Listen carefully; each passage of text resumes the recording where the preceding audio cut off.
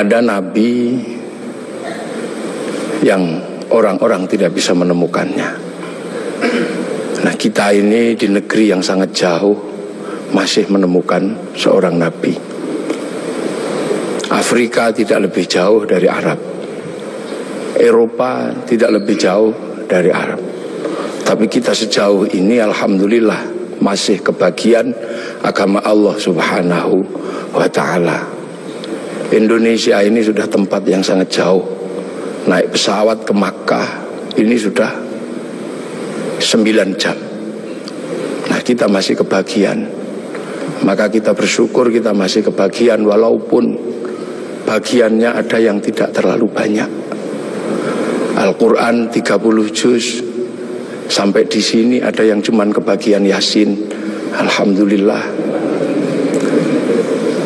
Ada yang cuman kebagian Kulhu, alhamdulillah. Ada yang cuman kebagian Bismillahirrahmanirrahim, alhamdulillah. Kita syukuri. Sholat demikian banyak diajarkan Rasulullah, alhamdulillah kita masih kebagian.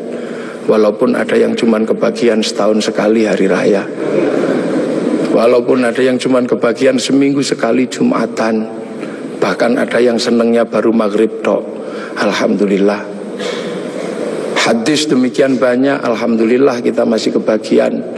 Walaupun hanya ada yang kebagian satu, dan yang satu kebagian kullu bid'atin dholalah wa kullu dholalatin finnar. Yang satu kebagian innamal a'malu bin niat. Alhamdulillah. Doa yang sebegitu banyak, alhamdulillah kita masih kebagian.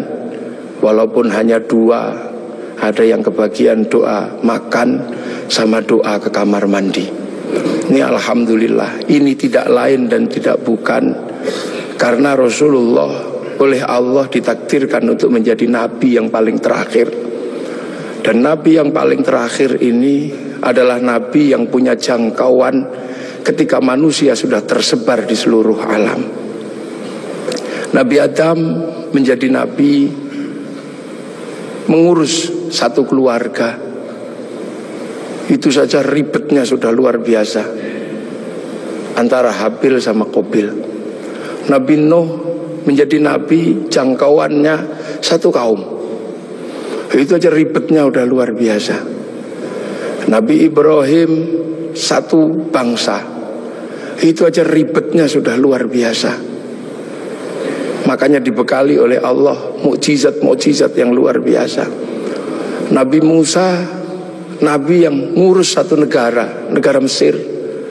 Itu saja Allah membekali Nabi Musa dengan bekal-bekal yang luar biasa. Punya tangan masuk saku, keluar jadi listrik. Punya tongkat dilemparkan bisa jadi naga. Punya tongkat dipukulkan ke laut menjadi jalan tol. Makanya kalau Pak Jokowi menemukan tongkat itu, kayaknya tidak terlalu sulit untuk membangun jalan tol di Indonesia.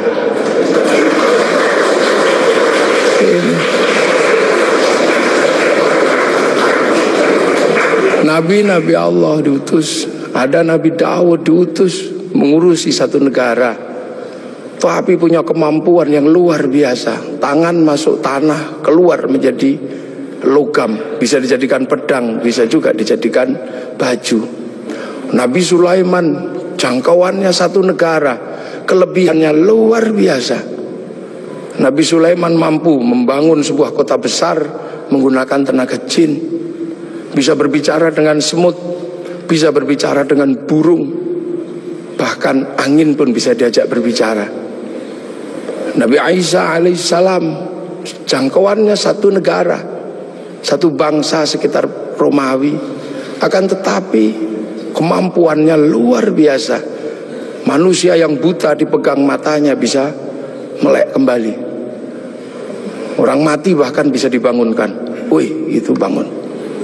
Nah, Nabi Muhammad adalah nabi akhir zaman yang jangkauannya bukan lagi jangkauan jangkauan negara, bukan lagi jangkauan satu bangsa, tapi Nabi Muhammad punya jangkauan menjadi nabi untuk menjadi rahmatan lil alamin.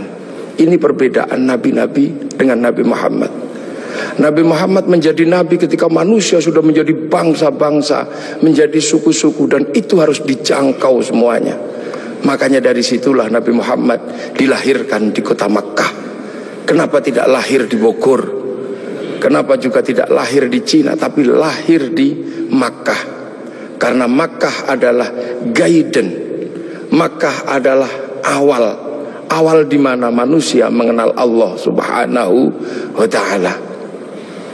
Karena di Makkah ada monumen paling tua di muka bumi yang Allah sebut sebagai inna awwala baiti wudi'a lin-nasi lalladzi bi Bakkah mubarakah wa hudal lil alamin. Di situ dibangun bangunan tua, bangunan tertua. Bahkan ada yang mengkaji itu sesungguhnya adalah petilasan pertama ketika Nabi Adam turun ke muka bumi, memberikan tanda di situ agar manusia punya guidance kalau harus kembali kepada Allah. Dan di Makkah pula terjadinya pertukaran antara laki-laki dan perempuan dalam wilayah yang paling tersembunyi antara Nabi Adam dan Siti Hawa. Pertemuan itu diabadikan oleh Allah dengan sebuah tugu yang sangat dikenal dengan nama Jabal Rahmah. Dan dari situ kemudian manusia menjadi beranak pinak, manusia menjadi bangsa, menjadi suku yang tetap di Arab. Kita bisa lihat dengan wajah yang tetap cantik dan tetap ganteng. Yang pindah ke Eropa berubah menjadi tinggi besar dengan rambut merah. Yang ke Cina berubah menjadi sipit dengan pipi yang agak tembem kayak bakpao.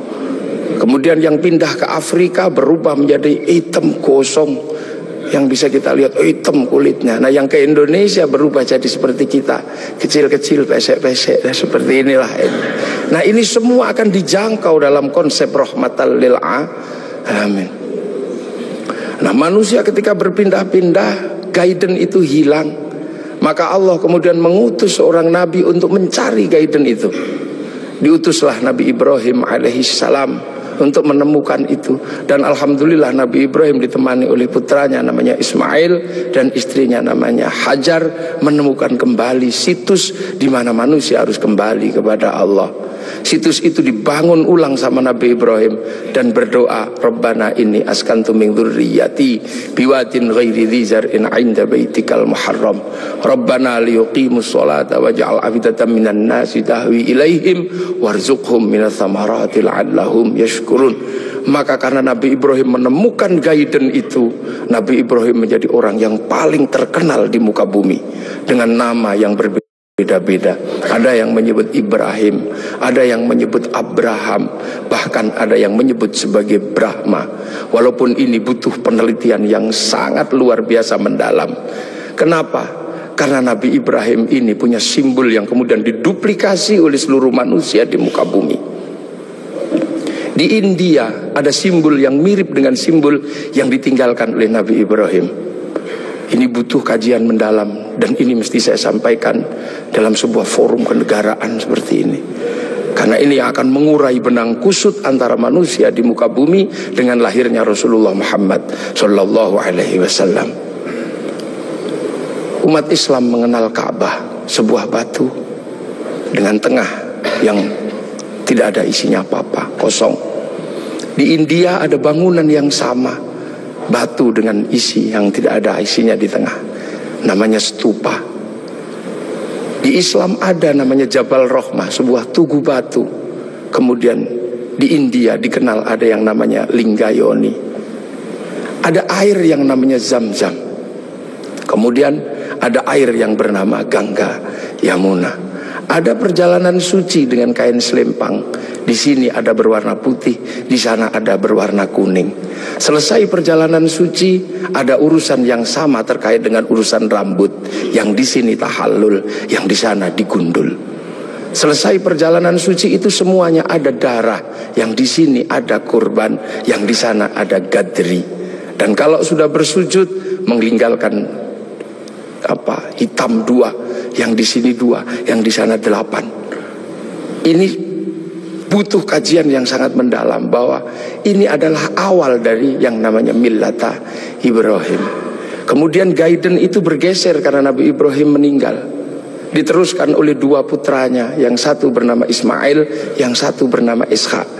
Dan Gaiden itu berubah ketika Ishak punya anak yang namanya Yakub atau Israel, yang punya anak 12 yang kemudian dikenal dengan nama Bani Israel.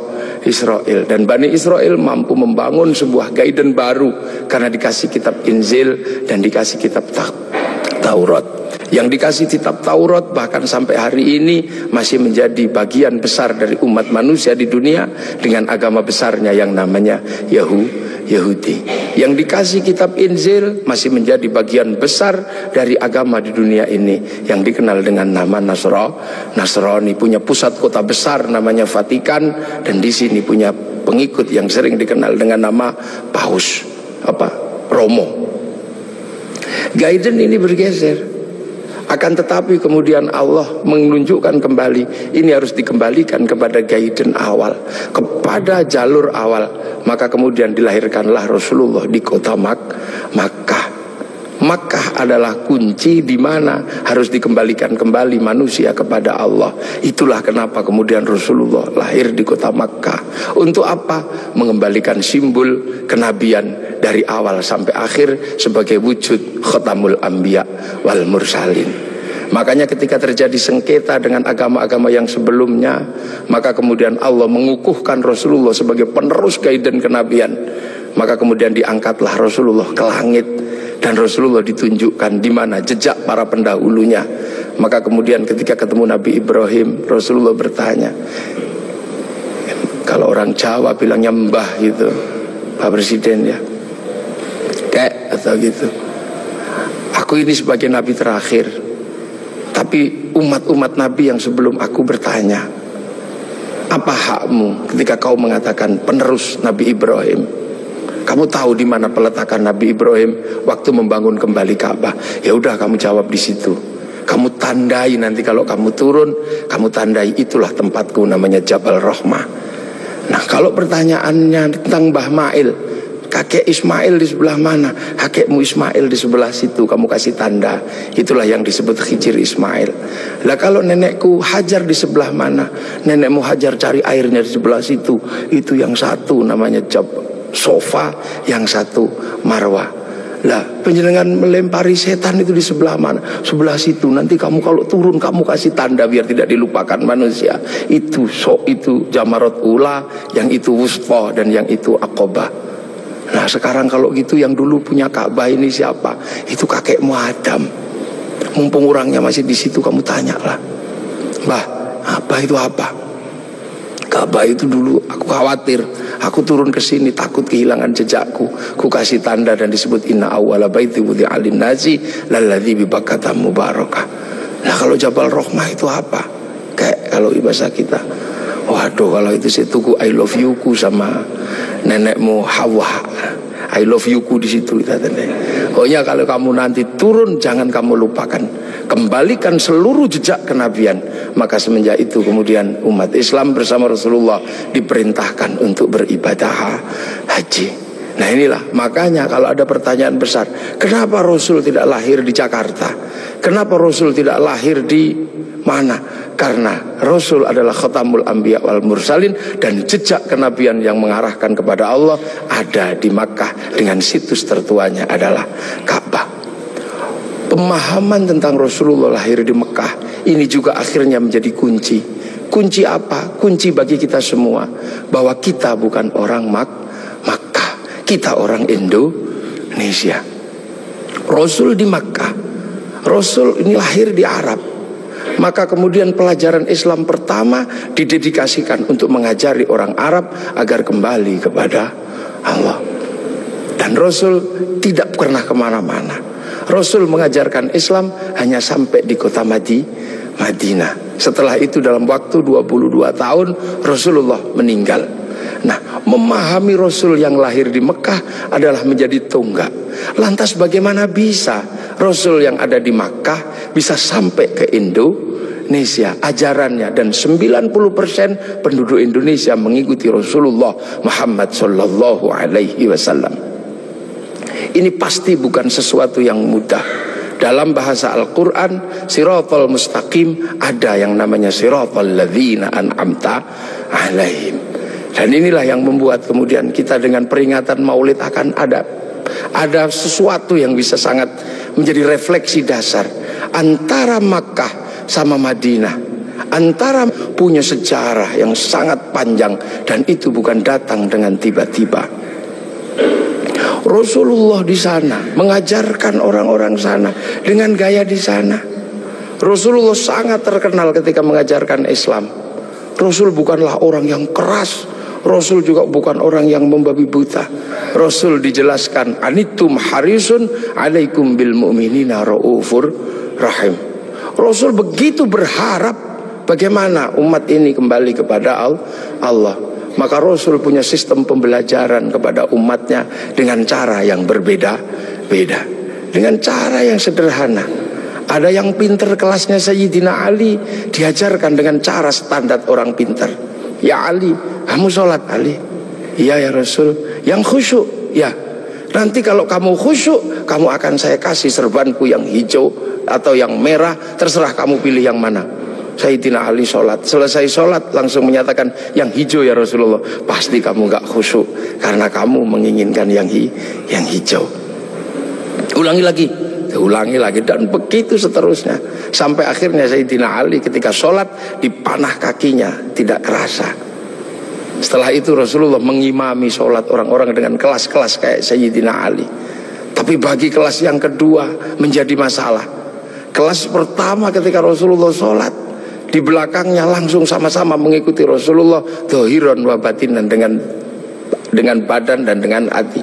Tapi yang belakang bermasalah karena mereka punya kebiasaan ratusan tahun bahkan ribuan tahun menyembah berhala. Ada wujudnya dan ada namanya serta bentuknya beda-beda. Maka Rasul ditanya, bagaimana ya Rasul yang belakang tidak bisa? Maka Rasul minta sama Allah, ya Allah yang depan bisa, yang belakang tidak bisa. Ya sudah, akhirnya diajari sama Allah. Allah cukup mengajarkan, u'budullaha ka'annaka tarahu fa illam takun tarahu fa innahu yaraka. Beribadahlah engkau kepada Allah seolah-olah engkau lihat Allah. Tapi kalau kau enggak lihat Allah, yakin Allah lihat engkau. Maka kemudian para sahabat yang di belakang, yang tidak sekelas Sayyidina Ali, ketika sholat cuma Allahu Akbar, matanya tidak boleh terpejam. Karena apa? Harus mencari Allah. Ka'annaka tarahu, seperti engkau melihat Allah. Maka dilihat kemana. Akhirnya tidak terlalu susah yang di belakang. Tapi ketika engkau lihat kemanapun Allah kamu gak lihat, kamu cukup yakin bahwa kamu sedang dilihat oleh Allah. Maka sholat menjadi mudah bagi orang yang tidak sekelas Sayyidina Ali. Sholat boleh melihat apa saja, bahkan boleh mendengarkan suara bakso, bahkan boleh melihat sarung yang bolong. Tapi tidak boleh, karena harus ingat bahwa sedang dilihat Allah. Maka tidak boleh pesen bakso rong mangkok, itu tidak boleh, 2 mangkok tidak boleh. Nah akhirnya yang depan yang pinter bisa sholat, yang belakang bisa sholat. Bahkan ketika Rasulullah menghadapi para sahabat yang berbeda, Rasulullah lagi ngajar ngaji, tiba-tiba dari belakang ada yang teriak, mat. Ini sesuatu yang tidak lazim waktu itu. Karena apa? Semua dilarang menyebut Rasulullah dengan sebutan mat atau Muhammad. La taj'alu du'a ar-rasuli bainakum ka du'a'i ba'dikum ba'dha. Akan tetapi ada sahabat, mat. Sahabat Umar sudah marah. Ini orang dari mana? Gak punya sopan santun sama sekali. Rasulullah cuma udah paling dia dari kampung. Suruh masuk. Akhirnya begitu suruh masuk ke dalam masjid, bukannya apa-apa, bilang, mat, apa? Aku pengen kencing. Ya sudah, kencing lah. Disuruh cari toilet, ternyata gak cari toilet, malah kencing di dalam masjid. Sayyidina Umar sudah gak tahan melihat kelakuan seperti ini. Maka kemudian tariklah pedang Sayyidina Umar, mau dipenggal ini kepalanya. Rasulullah cuma mengatakan, Umar jangan, begini-begini juga umatku. Ini datang dari kampung yang sangat jauh. Di kampungnya memang terbiasa kalau kencing sembarangan. Ada bantrek juga dikencingi, ada selokan dikencingi. Gini-gini juga umatku, gini-gini juga santriku. Tapi ini santri dari Bogor. Ibaratnya begitu. Dan itu akhirnya diabadikan oleh Allah. Wajah amin aqsal Madinah, datang seorang dari pelosok Kalau Allah sudah menggunakan bahasa aqsa, itu artinya adalah jauh, yang sangat jauh. Kalau dalam bahasanya Bapak Presiden namanya Jabal Kat. Enggak tahu entah di mana. Kalau jauh gitu aja ba'id. Rasulullah yang diopeni macem-macem. Ada yang senengannya tidur di masjid, tapi ibadahnya bolong-bolong. Kalau Rasulullah datang, dia langsung bangun pertama kali, salaman, cup, tidur lagi. Ini ada di zaman Rasulullah. Kemudian setelah Rasulullah selesai sholat, Rasulullah digandoli, Pak Presiden, digandoli gini. Kemudian bertanya, ya Rasul, apa? Kapan kiamat itu? Kamu tuh jangan nanya kiamat. Kayak kiamat itu pakai ibadah, pakai bekal. Kamu tak lihat cuman tidur tok, suluman salaman. Bekalmu apa? Bekalku bukan itu ya Rasul. Nah apa? Cinta sama engkau ya Rasul. Cinta tok, gak jalanin? Enggak ya Rasul. Cinta kan tidak harus memiliki ya Rasul.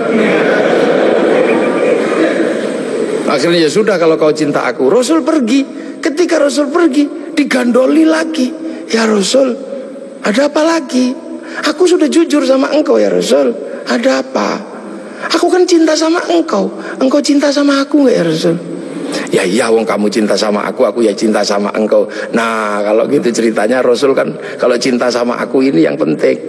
Orang cinta kan gak mungkin tega meninggalkan kekasihnya di neraka. Makanya Rasul pasti gak tega besok kalau cinta sama aku meninggalkan aku di neraka. Iya, nanti kamu tak ajak ke surga. Man ahabbani kana ma'i fil jannah. Asbabul wurudnya hadis itu adalah itu. Kemudian saking senengnya dia lari, yes gitu, lari.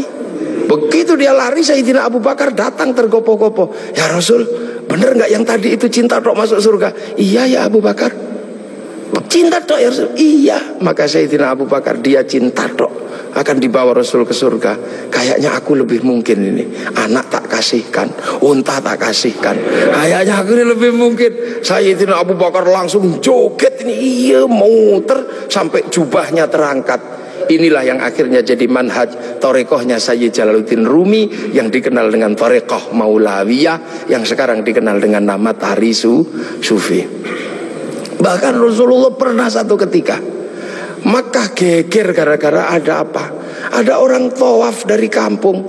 Saking bodohnya, dia tawaf cuma dengan satu kalimat, ya Karim, ya Karim, ya Karim, ya Karim, ya Karim, ya Karim. Sahabat bingung, ya Rasul, kayaknya ada aliran sesat ya Rasul. Sesat bagaimana? Ini ada orang dari pagi tawaf cuman ya Karim, ya Karim. Maka Rasulullah mengikuti, akhirnya bener gak? Ada beneran. Diikuti Rasulullah dari belakang, ada ya Karim, ya Karim. Lama-lama Rasul mengikuti orang ini, ya Karim, ya Karim, ya Karim. Kenapa? Rasul gak tahan, ngikuti juga, ya Karim, ya Karim. Orang ini marah, dan siapa di belakangku yang berani menirukan aku? Awas tak banting orang ini nanti. Aku pukul. Ternyata apa, orang ini gak tahan, akhirnya balik ke belakang. Rasul dipegang, dipiting begini. Kamu ya yang menirukan aku, ya Karim, ya Karim ya. Awas kamu, tak adukan sama nabiku, tak adukan sama kekasihku kamu. Rasul merasa Nabi bertanya, Mas atau Bang, terus nabimu siapa? Nabiku Muhammad. Muhammad siapa? Muhammad ibn Abdillah. Kamu pernah ketemu? Belum. Nanti kamu tak banting di sana. Begitu dia bilang, dia menyatakan bahwa dia adalah apa? Umat Rasulullah. Rasulullah semadek, ya Allah, tak kira umat siapa, ternyata ini umatku juga. Rasul sedih dan terharu. Rasul menangis, sedih Rasul, ya Allah, ada umat yang begitu cinta tapi gak pernah ketemu sama aku. Maka begitu lihat Rasul menangis, orang ini semakin bersemangat. Nah gitu aja nangis. Tadi nirukan ya Karim, ya Karim.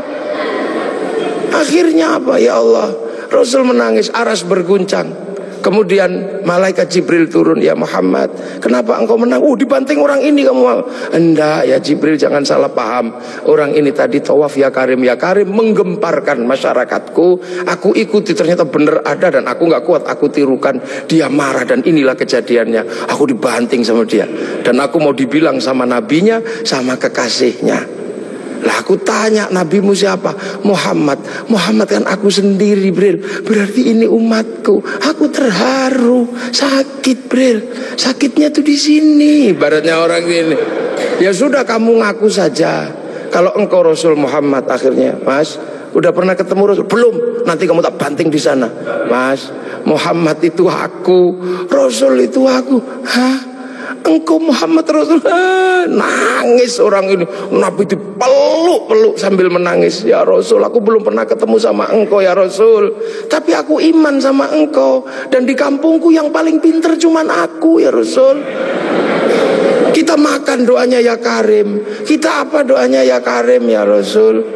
Tolong ya Rasul, karena ini kami bodoh dari kampung, kami gak ngerti apa-apa. Tolong ajaklah aku ke surgamu kalau engkau masuk surga ya Rasul. Iya nanti kamu bareng, sama-sama nangis. Saking senengnya orang ini lantas berjoget. Iya gitu. Saking senengnya mau diajak Rasul ke surga. Malaikat Jibril dibilang sama Allah. Jibril bilang itu, walaupun orang itu nanti diajak Muhammad masuk surga, katakan padanya, dosanya tetap kuhitung. Malaikat Jibril menyampaikan ke Rasulullah. Rasulullah menyampaikan, ya Mas, Allah barusan berfirman lewat Jibril, walaupun engkau nanti kuajak masuk surga, tapi dosamu tetap dihitung sama Allah. Orang ini kaget juga enggak ada perubahan apa-apa, cuman melotot aja. Apa ya Rasul? Dosaku mau dihitung sama Allah. Suruh ngitung. Enggak takut aku. Suruh ngitung aja kalau dosaku mau dihitung sama Allah. Enggak takut aku. Tapi hati-hati, kalau dosaku sampai dihitung sama Allah, Allah tak ajak hitung-hitungan sama aku. Loh, kok Allah kamu ajak hitung-hitungan bagaimana? Akan kuhitung seberapa besar dosaku, kan kuhitung dengan seberapa besar pengampunan Allah. Kalau Allah Maha Pengampun, nggak mungkin dosa gini aja kok dihitung. Kalau dosa gini aja dihitung, nggak usah pakai gelar Maha Pengampun. Maha Pengampun, gini aja dihitung.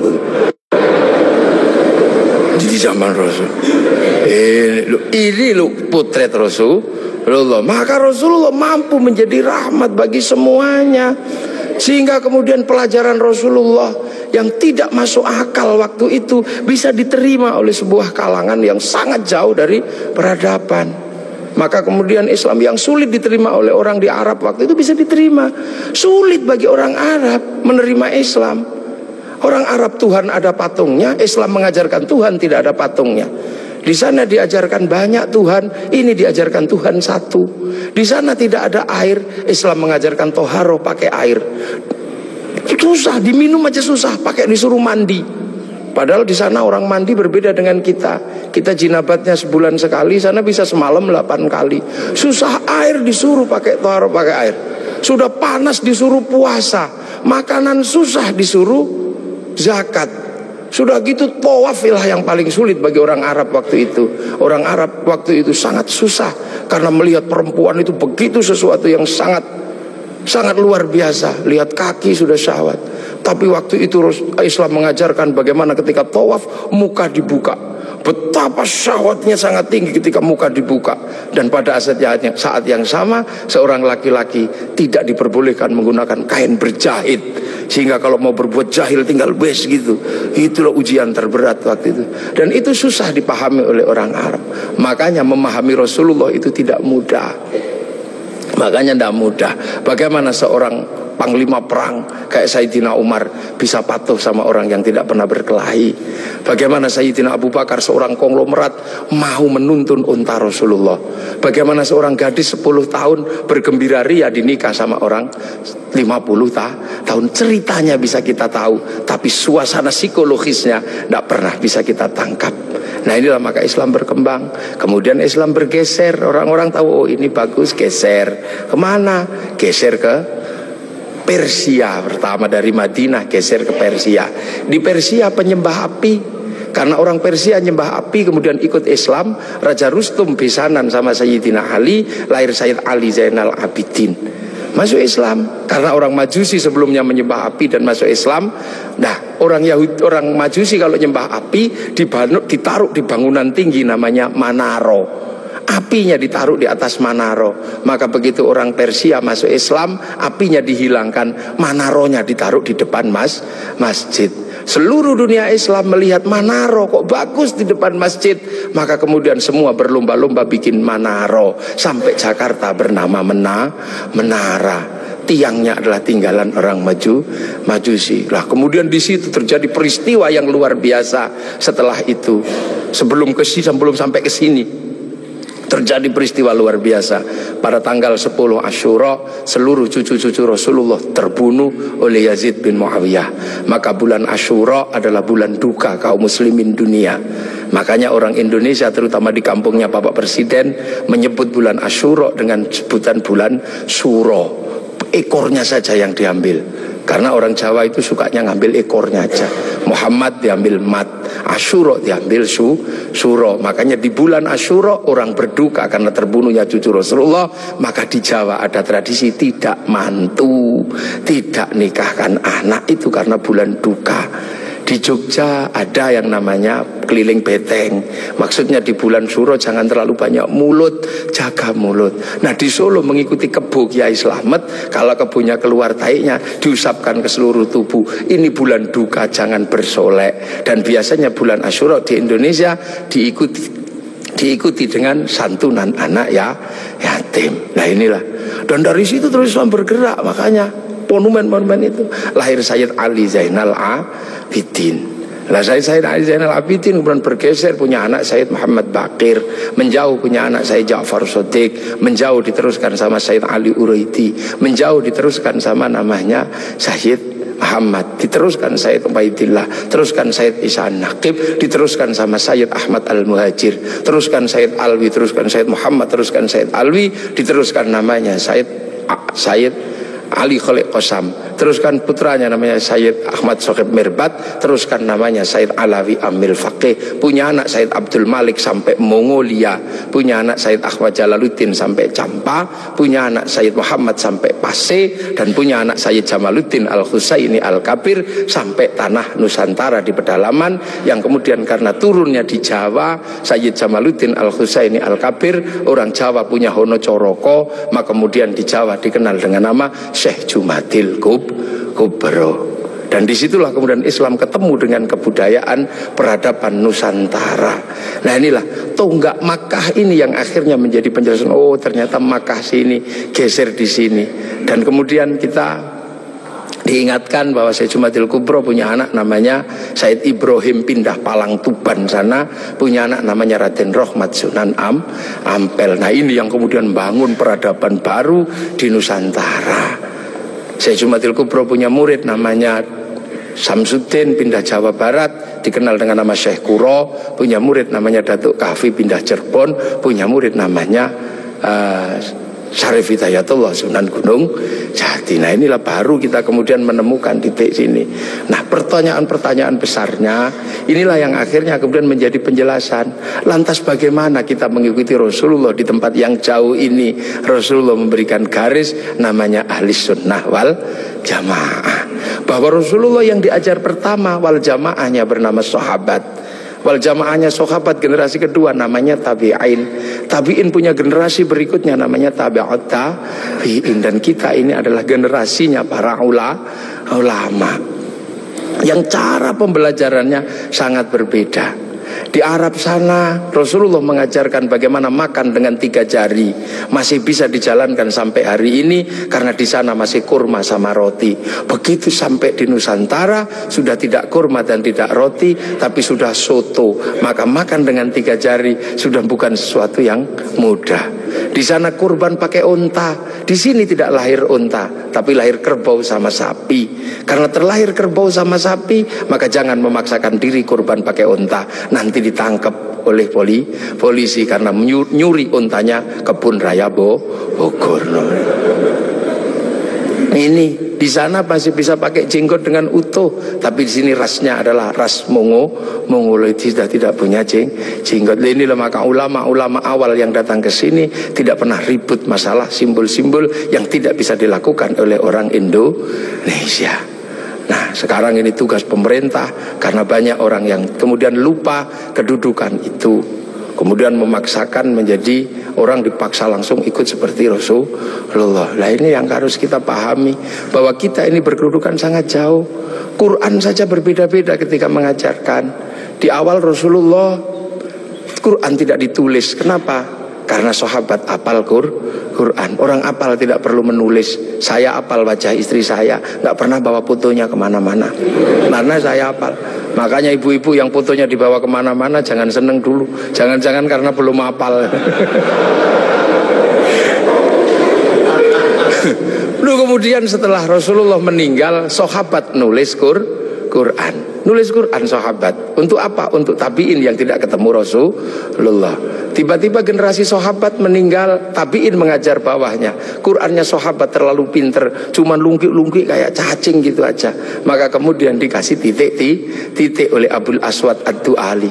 Disebar lagi, generasi pertamanya hilang, titik-titik gak cukup. Maka dikasih fathah, kasroh, dhammah atau syakal. Yang ngasih syakal Syekh Khalil bin Ahmad Al-Farahidi. Disebar lagi, yang baca Quran karena Islam rahmatan lil alamin, bukan lagi orang Arab semata. Orang Andalusia baca Quran wadduha, keliru menjadi wadduhe. Ini. Nah, orang Turki mustaqim, mustaqin. Masuk ke Indonesia dibaca oleh orang Padang lakanud, keluarnya lakanui. Karena orang Padang kalau bilang Muhammad, Muhammad. Orang Sunda ketika baca alladzina, sebagian besar keluarnya alladzina. Begitu masuk ke Jawa, ketemu dengan huruf hono coroko. Alhamdu karena punyanya ko, gak punya huruf ha, maka alhamdu menjadi alkamdu, al-fatihah menjadi al-fatihah. Ini itu.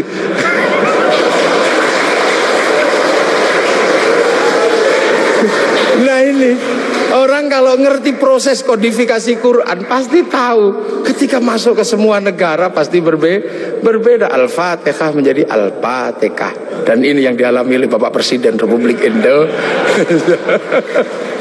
Iya, kayak Al-Fatihah. Itu.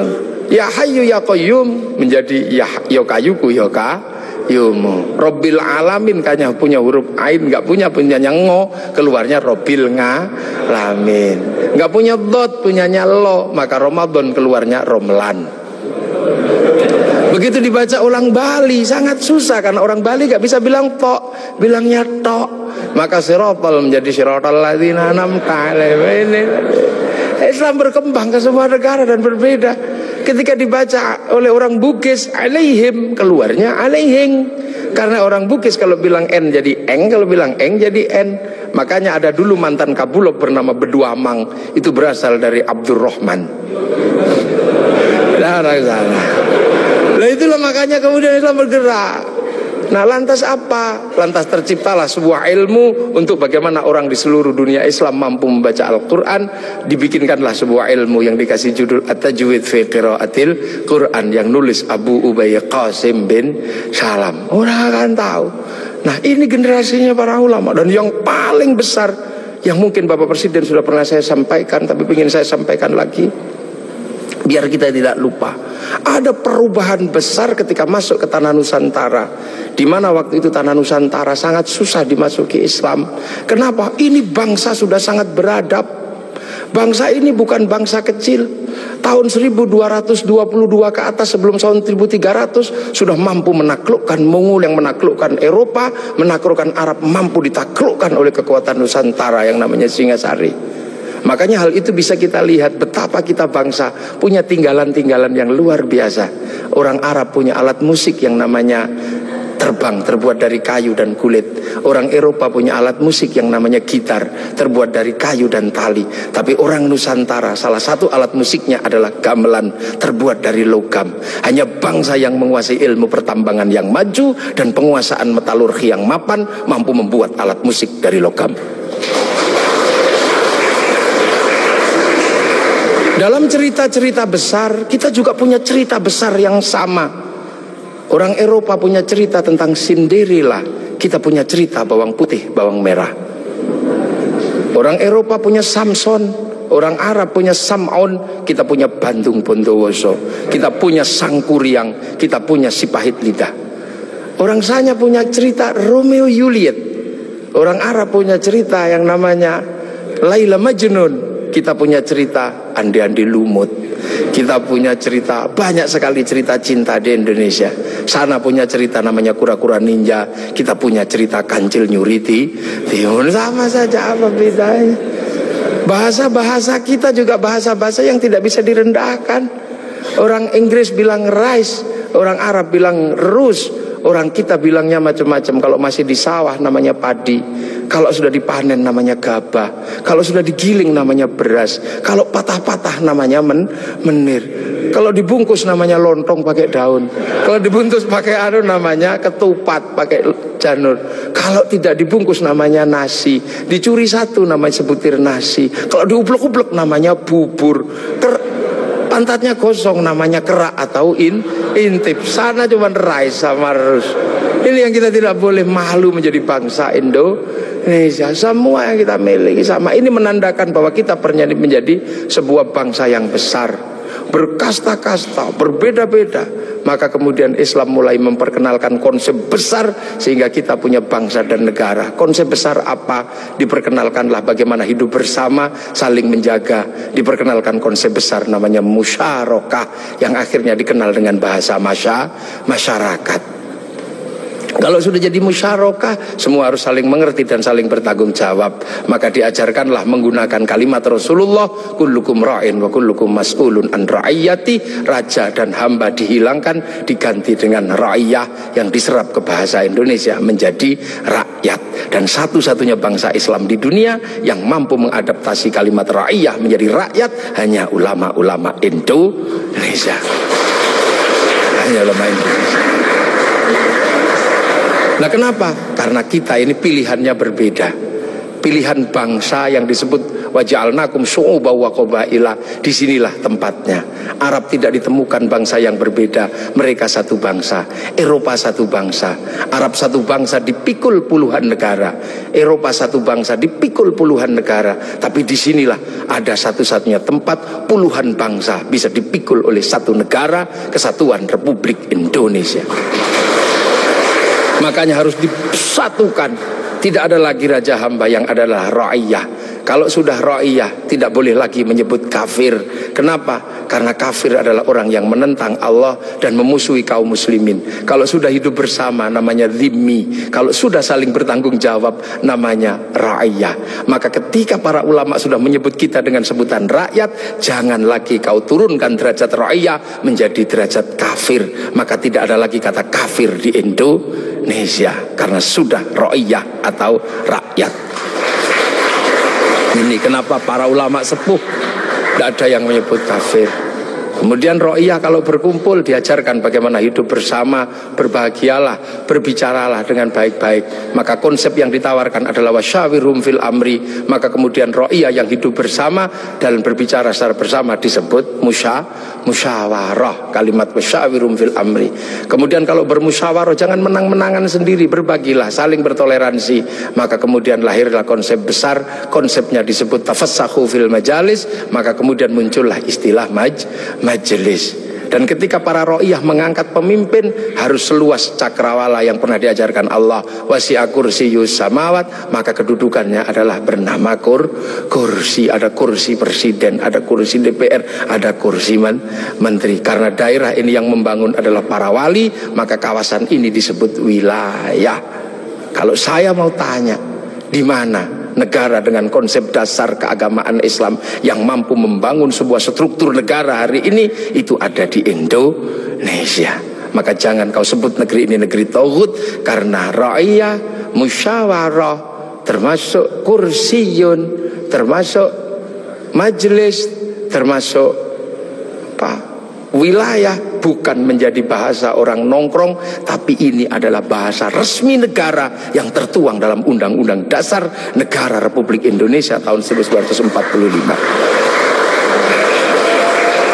Dan inilah yang membuat kita, makanya insya Allah kita ini akhirnya alhamdulillah, kita akhirnya tahu, oh ternyata kita ini pengikut Rasulullah, tapi bukan pada pangkat sahabat, bukan pun pada pangkat tabi'in, tapi kita pengikut Rasulullah pada pangkat muridnya para ulama. Makanya biasa saja kadang di sini kayak gini kita diajarkan bagaimana hidup bersama. Karena kita wal jamaah Indonesia. Makanya Bapak Presiden waktu kecil pasti dengar orang di Jawa sana kalau sholat zuhur mestinya 11:30 Pak Pratik ya, itu bisa mundur sampai 1:30. Kenapa? Karena jamaahnya masih ada di sawah. Terus Allahu Akbar, Allahu Akbar, sambil nunggu.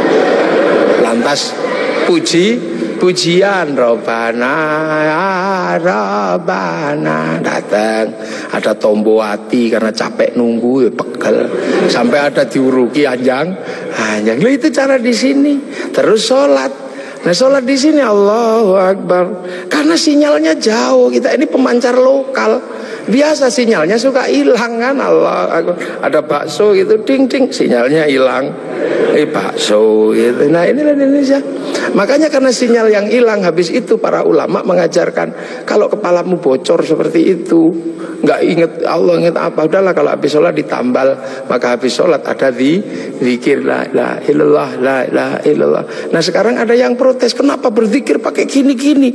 Bukankah sahabat kalau zikir terdiam? Sahabat murid Rasulullah terlalu dekat dengan Rasulullah, batinnya wusul kepada Allah sampai ke sana. Kalau wal jamaahnya ulama disuruh diam begini, tidur. Nah, puasa juga sama. Orang Indonesia kalau puasa nggak terlalu khusyuk karena keluar rumah ada belimbing, ada jambu. Kalau di Arab keluar rumah ketemunya padang pasir lebih khusyuk. Maka di sini lebih sering disuruh tidur gitu. Dalilnya apa? Naumuso imin ibadah.